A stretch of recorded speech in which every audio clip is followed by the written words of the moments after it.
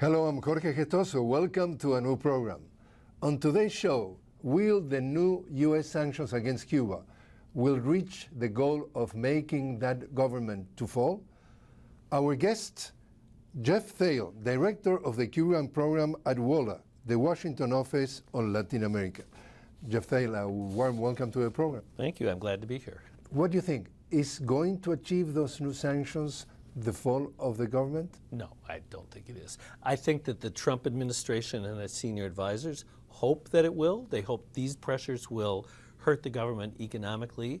They hope that the government is weak enough economically and politically that they'll achieve their effect, but I don't think they're right. I think that the Cuban government is more stable and is likely to survive what I think will be a very difficult 18 months, but is likely to survive, yeah. Do you think that everything has to do with that political hope that is going to play in the favor of President Trump in terms of the next election, so his re-election? Yeah, absolutely. I think it's clear that President Trump personally doesn't actually care very much about Cuba itself, unless maybe he could get a hotel there. I think that the president is only concerned about Cuba in the context of the Florida elections. I think the president believes that he won in Florida last time because he adopted a hardline position at the last minute in front of the veterans of the Bay of Pigs, and I think he hopes to do that again. Talking about advisors on Cuba, so some names. Marco Rubio, the senator from Florida, Mauricio Claver Carón, and of course, he was a right hand of John Bolton, and John Bolton. Talk to us about what they represent. Okay, so they're a mix, right? I think that they're concerned about the electoral issues the same way President Trump is, but I think all three of them have a much more ideological opposition to Cuba and carry a personal grudge, if you want to use that word, against Cuba. So Mauricio Claver Carón is the deputy for Latin America in the National Security Council. Before he came to this administration, Claver Carón ran a PAC, a political action committee, and an advocacy organization, both entirely focused on taking the most hardline position on Cuba possible.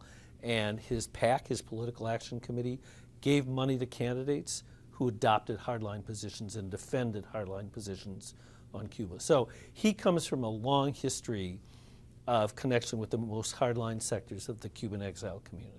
So what about Marco Rubio? So Marco Rubio is both as a Cuban American himself and somebody who came into office with the support of the Cuban American community and a Cuban American Republican, has both an electoral and an ideological hostility to Cuba. And clearly on the side of the Congress, it's Senator Rubio who's whispering in the president's ear about this. And then the other is John Bolton himself. He's the national security advisor. He's known as Mr. Mustache. Bolton has a long history, not only on Cuba, but in general as one of the most hardline foreign policy neocons. Neocons, exactly. And you know, if you look back at the war in Iraq, if you look back at what he said in 2003 about Cuba having biological weapons, there's just a long history of Bolton taking the most hardline positions and advocating for the most hardline strategies. Against Cuba and also Venezuela. Against Cuba, against Venezuela, against Iran. Yeah, it's sort of his modus operandi, yeah. What about the consequences for a regular Cuban, the average Cuban, about that implementation of the Title III of the Helms-Burton? Right. So Title III of Helms-Burton lets Cubans who are now living in the United States, or or the children of Cubans who moved from Cuba to the United States, who had their property confiscated in 1959, 1960, to sue not just the Cuban government, but to sue other investors who might be using that property, so a European hotel chain, for example. And the point of this is not really the lawsuits themselves. The point is to scare off investors in Cuba. So you're thinking about doing some kind of business deal in Cuba, and you say, I might get sued in the United States. It's not worth it to me. And that's the point of that is to try and strangle the economy. And that, to the Cuban on the street, has a huge impact. I mean, we're already seeing some of that, right? Partly because of those sanctions, partly because of Venezuelan oil and other issues. But there are shortages. We've started to see power blackouts. To Cubans daily, Cubans on the street, that matters a lot. And given the fact that WOLA is an organization very much concerned about human rights, we're talking that they are asphyxiating and they're strangling the Cuban average person for the purpose of trying to topple the government. Right. So WOLA has always opposed the embargo on Cuba, and in general, we're opposed to sanctions, to these kind of blanket sanctions intended to force governments to change by inflicting pain on citizens. That's wrong, and we oppose that. And what about the relations between now the European countries that may or might be affected by that Title III of the Helms-Burton and the U.S.? Are suffering that relations? Well, yes, it's made it much more complicated for the United States because without consulting them in advance, we announced the imposition, we announced the approval of the change in Title III that permitted these lawsuits. The Spanish in particular, who have substantial investments in Cuba, were surprised by this. And we're at a moment where the U.S. is looking for allies on Iran, on Venezuela, on a whole list of other issues, and in the middle of which they're making life more difficult. So for European investors and Canadian investors especially. So yeah, I think it's complicated, the relationship, and it's not particularly, from my point of view, a smart move. You've been following or studying the relations between the U.S. and Cuba for more than 2 decades. 2 decades. Yeah. How would you say that is the relations between the two countries today? And what is the area that you're looking with more attention of what's going on? Okay. I think relations are clearly bad. Are they at their worst? They were at their worst in 1962-63 when we supported exiles trying to invade the island, right? I mean, that's clearly the worst possible moment. They were terrible again in 2002, 2003 when Cuba worried that in the aftermath of the invasion of Iraq, the United States, feeling aggressive, might take measures against Cuba. You could say on the good side that today we still have we restored diplomatic relations under Obama, and we've reduced them, but we haven't yet broken them. We've got 600,000 people, 200,000 U.S. citizen non-Cubans, and 400,000 or so Cuban Americans traveling every year. So in that sense, those things are important ongoing contacts that are good to maintain. But at the same time, the message from the Trump administration is maximum pressure on Cuba. And from the Obama administration to now, we've seen a very sharp reversal and downward turn. Something could go even worse from here to the elections in November 2020? I mean, I think it's a concern. The Trump administration wants a foreign policy win. I think it hopes to get one in Cuba. I don't think it's going to with these measures. I think they're going to hurt the Cuban people, but they're not going to topple the Cuban government. And so it may look for even more sanctions from here, which would be very unfortunate. Given the fact that they're trying to link Venezuela and Cuba, Cuba and Venezuela, they're trying to sell to the American public that Cubans are inside Venezuela a bad influence, and therefore they have to even sort of kill 2 birds with 1 stone. And is that true? Is Cuba really pulling the strings inside I think Venezuela? That's no. So there are clearly Cuban doctors, social workers, all above board and as part of the trade between Cuba and Venezuela, oil for services. That's clearly the case. Are there other advisors? I wouldn't doubt that there are, but is Cuba pulling the strings behind Venezuela? Venezuela's providing Cuba substantial amounts of oil. I don't think it's Venezuela that's dependent on Cuba. That just seems to me wrong. And they're trying even to punish the shipments. Yeah. Yeah. So they've imposed sanctions on third country tankers that are bringing oil from Venezuela to Cuba.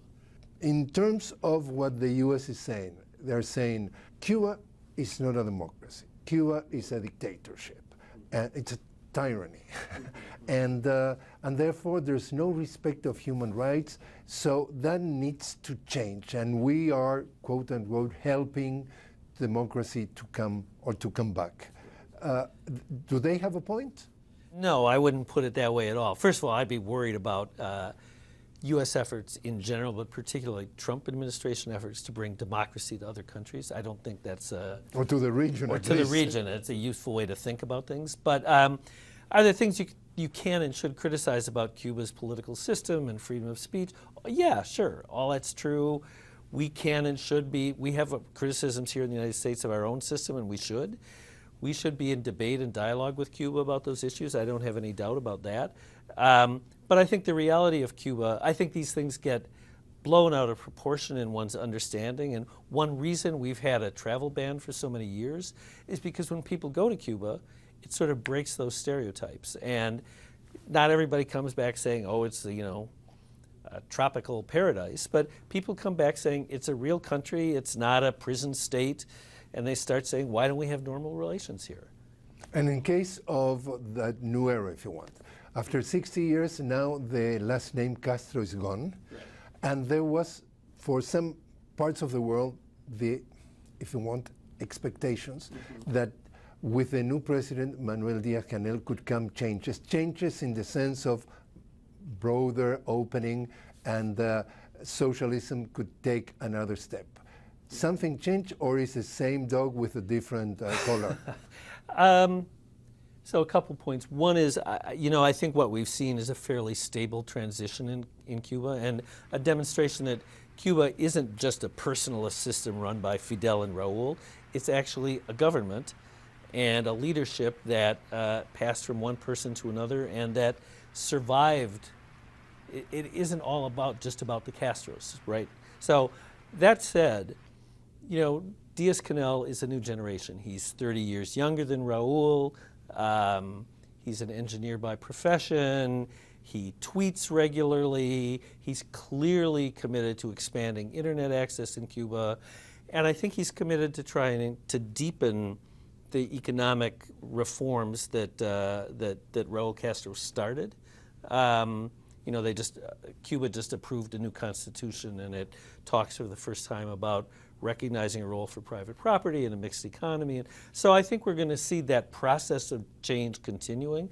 I think it's going to be gradual, not dramatic, all like that. And I think Diaz-Canel is a piece of that process, but he isn't like turning the page from one era to another. Talking about the media, when we live here in the U.S., we get the sense that everything that has to do with socialism or progressive governments are the boogeyman. They're really the dark horse. We have to get rid of that because that's oppression, that's whatever you want to say. What is exactly the role of the mainstream media to paint that picture? Well, first of all, media access to the island, the number of U.S. reporters based in the island who travel regularly has been very limited. And so you get limited real reporting out of the country. And I think the reporting has it's gotten better in recent years, but it's tended to follow this sort of mainstream motifs that have been repeated over and over again. Shortages, lines, difficulties, and sometimes on the flip side, tropical island, great music, without really sort of covering the reality and complexity of the country. And they do it because bad journalism, ignorance, or because could be denounced as they are an arm of large corporations or an arm of the government, and therefore they do not want to challenge the status quo. Yeah, I mean, I don't know if I want to get into how do we characterize the mainstream press and their relations to corporate power and all that. But that said, I don't think that the mainstream media is particularly, they are the mainstream media. They're not about challenging the sort of assumptions and frameworks that are out there particularly. We have seen John Bolton talking about the Monroe Doctrine, let's get back to the Monroe Doctrine, means America for the Americans. At the beginning was meaning not overseas power coming to this continent. Right. In reality, everybody say that what it means is America for the United States. And tell me about what you think that is going on there. So I think, so we're a human rights organization that's been focused on Latin America for more than 40 years. And I think from our point of view, the Monroe Doctrine is a terrible idea because it's an idea that represents, exactly as you said, U.S. Domination in one form or another of governments and economies throughout the hemisphere. And we saw that in its worst in the era of gunboat diplomacy in the teens and 20s. We saw it again with the pushback against the Cuban Revolution, with overthrowing Allende in Chile. The region has changed a lot. Countries have become economically more powerful and somewhat more independent, and our relations haven't always gotten better or across the board gotten better. But Secretary of State Kerry under President Obama announced the end of the Monroe Doctrine and said these are our neighbors who are equal to us, not people we're trying to assert our control over. Now, did U.S. policy always follow that? That'd be another debate. But I think the announcing of that is an important and positive step forward. I think it's really a terrible step backwards that Bolton talked again about the Monroe Doctrine being I'm talking about Bolton. He has said, especially from Miami, talking to the audience, that, as you said, are trying to reinforce that Cuban-American community that voted for Trump, or that will eventually. And I say, well, Venezuela, Cuba, Nicaragua, the troika of tyranny. I think this is, they're trying to pick their ideological foes and they're trying to pick their political allies, electoral allies, and they kind of lump them all together. It doesn't really make any foreign policy sense to think that Venezuela, which is one of the world's largest oil producers, whatever problems it has, and Cuba, which is an island of 11 million people, and Nicaragua, which is a country of whatever it is, 6 or 7 million, all need to be somehow treated the same way and it's the same thing. It's a convenient slogan. It's not a meaningful foreign policy. One of the things that Cubans are saying about that relationship that are getting worse and worse for many people is that also they're really harming the Americans in terms of they could export, for example, all the developments in terms of medicine, fighting against cancer, for example. So this is one of the things I think we've argued for a long time. On the one side, the U.S. has a huge market in Cuba, especially for agricultural products, but for a whole lot of other things as well. And we're cutting off our nose to spite our face by not taking advantage of that. And then on the other side, right, Cuba has diabetic ulcer cure or treatments. It has cancer explorations. It has a lot of biotech and biomedical treatments that we're cutting ourselves off from and that don't make any sense from the point of view of what the American people, the U.S. people, really want and need. And it's just for the sake of imposing? It's an ideological attempt to impose a straitjacket on a country where we ought to be having a normal relationship. What do you think that is going to be the achievement of this administration? They're going to wipe out everything that has to do with progressive governments? I think they would like that to be the case. I don't know that it's going to be the case. On Venezuela is obviously a whole nother topic, and what happens there, and is there a dialogue, and how that goes is a big question, I think. The U.S. seems to me very unlikely to topple the Cuban government. Whether there are new elections in Nicaragua and what happens there is a different question, but I don't think this ambition of the Trump administration is going to be realized. Geoff Thale, thanks very much for joining us. My pleasure, thank you.